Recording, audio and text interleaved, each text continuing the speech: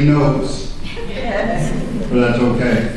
There's two ways we could go this morning. We could either pick up on the Mark text and start talking about the Christology of the divinity of Christ and in the book of Mark, or we can continue with the discipleship line that's in the Corinthians text.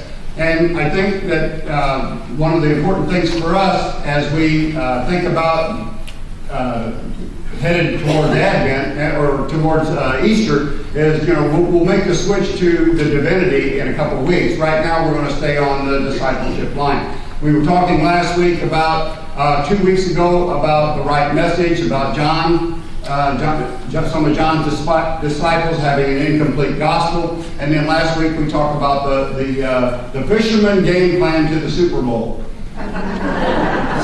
Something like that.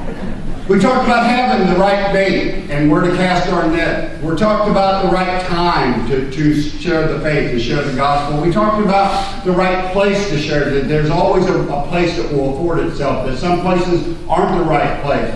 We talked about mourning the one that got away and going back and trying to continue to reach that. And one of the things we didn't say that we should have said, or that I should have said, is what every fisherman does, and that's lie. Not lie. Stretch the truth a little bit, which takes us to the point of testimony. It's telling of the story. Now we shouldn't lie about the gospel. We have enough with good stuff that we can tell the truth. Fishermen just are known to kind of embellish greatly. That's just the way they are. So anyway, as I walked to church this morning, I'm thinking about an illustration or some sort of major point that I could hammer this home with the idea of, the question that's in the Corinth this morning is, can Christians eat meat that's been sacrificed to God? And we don't really have that problem today, but we do have to identify with the cultural context of then. And the basic question is that how do we operate in the current culture that we're in and remain faithful to God? Because that's the question that they were asking. Can we eat meat that's sacrificed to idols? And so as I come this morning to work, as I walk to church this morning, I usually walk with my head up. For some reason this morning I had my mind in the gutter. Actually, it was in the gutter because I was noticing exactly how much trash there is along the edge of the roadway. And so I was thinking about this, and what it finally dawned on me, most of the trash is related to things we put in our mouth. Amazing. I mean, it's usually empty cups of this. And right next to cups and straws and the things that people toss, whether it be coffee or the things that drinks, the plastics and all the stuff that's there, there's always the wrappers of chips and the things that get tossed. And then there's another one that used to be my favorite, the smokes that we get rid of, and that related to smoking, which I'm not busting anybody that smokes. I did that for a couple of decades, and I know how tough that is. So I'm just saying what's in the trash, what's in the gutter, the things that I noticed this morning. And so it was all related to things that we put in the mouth. And you know what? We put a bunch of stuff in our mouth. We do. We eat almost anything. I think about the stuff that Jan and I went to Las Vegas last week and sat at a buffet, and there was nothing I didn't try. Stuff I don't like. It looks good. It looks good there, so we try. But the idea is that we're willing to try anything. We've got this integrity question that's going on in the Bible this morning. Paul has his work cut out for him in Corinth. Corinth is it's a small version of what would be Las Vegas. Diverse people, diverse communities. Everything from the worst of society to the best of society. It's a seaport city. It has just a multitude of people there that believe in a multitude of things and express their worship in a whole lot of ways. And one of the biggest ways that they expressed their worship was through the giving they would sacrifice to their gods that was in control of their environment. And everybody had an environment. Everybody had something that they wanted, a god that they needed to do propitiation for, so that they would appease the gods by sacrificing the meat. And it was everywhere. If you went, no matter where you went, somebody was doing something for a god. Tough society to navigate in. So they've got all this stuff. And so if you're if you're a Christian, most likely that you run with people who aren't Christian. And if you go anywhere with them, celebrate birthdays, celebrate special events, celebrate whatever that you're going to celebrate in Corinth at that time, you're going to run across food that's been sacrificed to idols, and somebody's going to ask you, you going to eat that? Are you going to eat that? Don't you know what that's been used for? You can't eat that. But it was other Christians that were telling them that you can't eat that, and they were making sure that they understood that they were somehow more devout than you, understood Christianity more than you, that their knowledge of Christ was more than yours, and if you was new in the faith, you have a problem. So the question for us is, that as we try to navigate this text and to see exactly what it speaks to us is, what are we who are mature in the faith doing that might not be such a good thing to do to people who are new in the faith? What kind of damage do we do when we tell people, that there really aren't any idols? There really isn't any reason that you can't eat that. If somebody is telling you, but where I come from, that I just read that I just understood, somebody told me that Christ said, give communion, and said, this is my body, broken for you. Eat this. And I am the way, the truth, the life.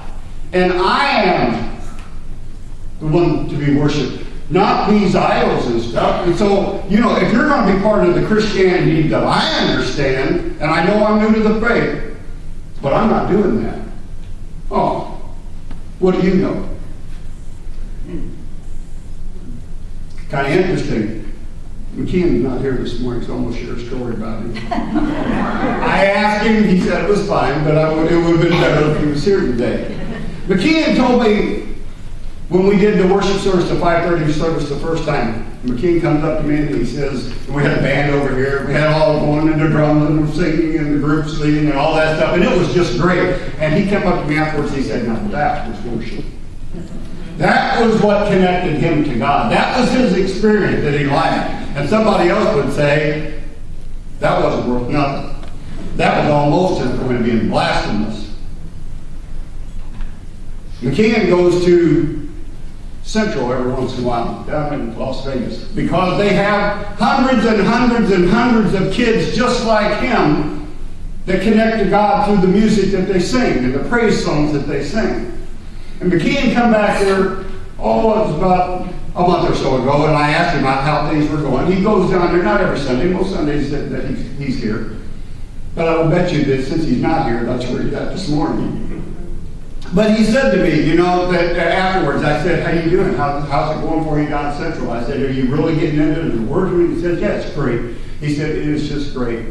Can you imagine hundreds of kids that's just like me that find this connection? And I said, yeah, that's good. And then McKeon, in his wisdom of a 19 or 18-year-old teenager, he's not even that old, 17 years old. Yeah. 17-year-old teenager, going on 60, tells me, but there's something nice about this service too. Wow. McKeon understands that there's something to be said for the way that we worship. He said, I understand this. I thought that I only needed this. But now I'm seeing that there's so much value in what you do here. You connect people too. He said, I didn't realize that. Because it was just not me that was really understanding why you read Psalms and they say things that I don't understand, and you're not going to get much that McKeon don't understand. He's in the advanced placement of every subject that he does, so he's good. But you see, what we do is we can't let our loftiness, our head knowledge about God somehow get in the way of what we do when we just practice discipleship in the world. Just because we can doesn't mean we should. There are behaviors that we engage in that sometimes aren't the best behaviors for Christians. There's one. Just because we can, and I'm sure, went to the seminar yesterday on how to talk to young adults. They say if you want to talk to a young adult, that's how you talk to a young adult. They won't answer emails because emails are too slow. Text. You want to talk to me? Text. Text messaging, Snapchat, Twitter.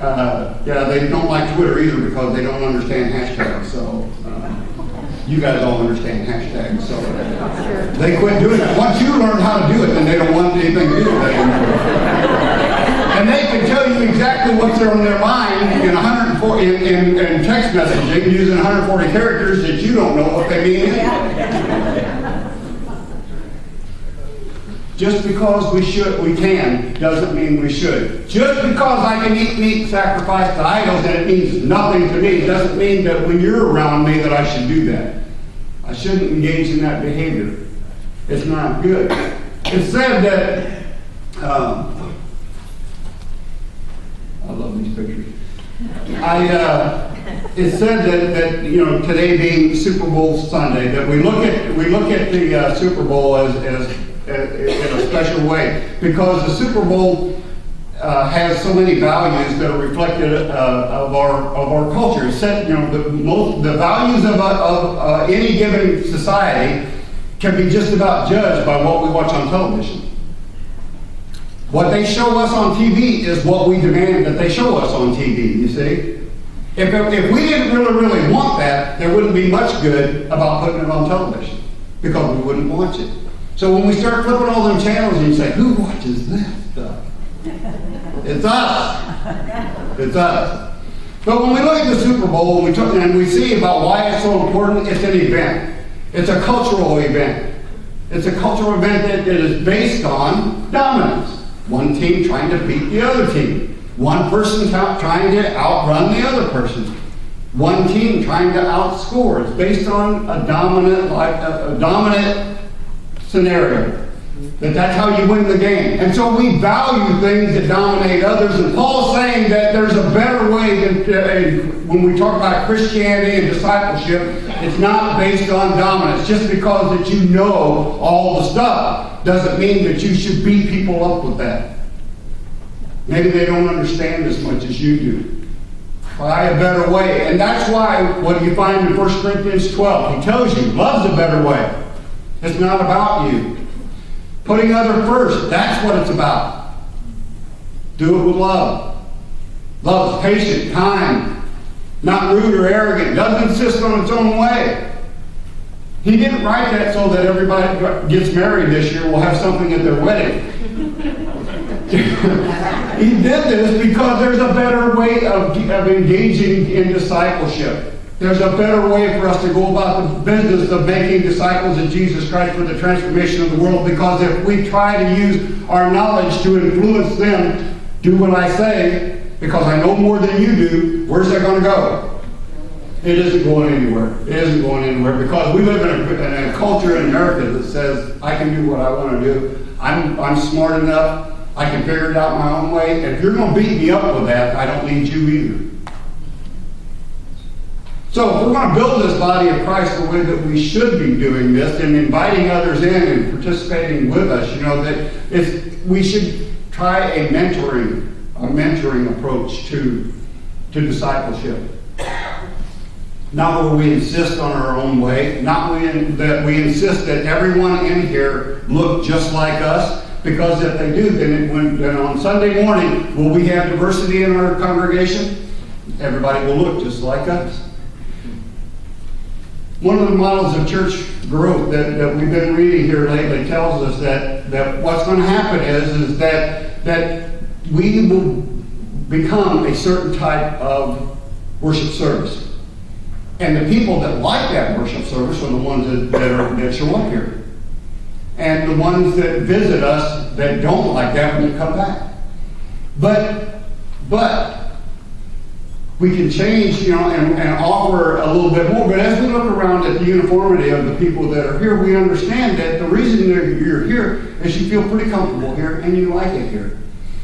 But if I was to come in on Sunday morning and dressed in some sort of different attire than what I have right now, and playing something weird on the screens and say, forget what we did last week, we're not using any of this, and by the way, I don't need you anymore, you guys can go too. And we're all going to sit in a circle. I like circles, so we're going to sit in a circle. Where would that go? You see, we do things a certain way because they work, because they make us comfortable. But we got to stretch that a little bit and not always end up trying to do things the way we've always done them. Put others first. Imagine that. When we start thinking about the discipleship for this year, and where we're going to go, and who we're going to reach, and who's going to sit next to you next week, that we hope is somebody that may be just a little bit different than us, that doesn't think exactly the way that we do. That's true discipleship. Christ ate with sinners. Christ ate with sinners. That's where he went. When we start thinking about our discipleship and where we should go, it's one thing that we can do. We can go get somebody that's just like us, and they will probably like it here.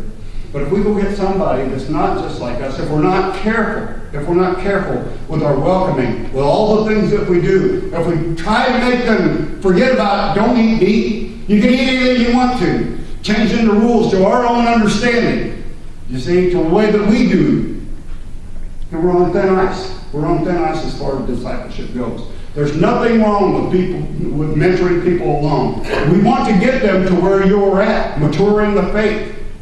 Mature in the faith. Not a bunch of head knowledge. Not a bunch of facts and figures and the way that we should do it. And we know exactly when to stand, and we know exactly when to sit, and we know exactly what's coming next, and how to take communion, and where to go afterwards, and all that stuff. No, we're mature in the faith that we understand that Christ died for you and loves you and won't ever let you go. Now, if you get the opportunity to share that with someone, don't force it upon them. Share it with them, mentor them, bring them along.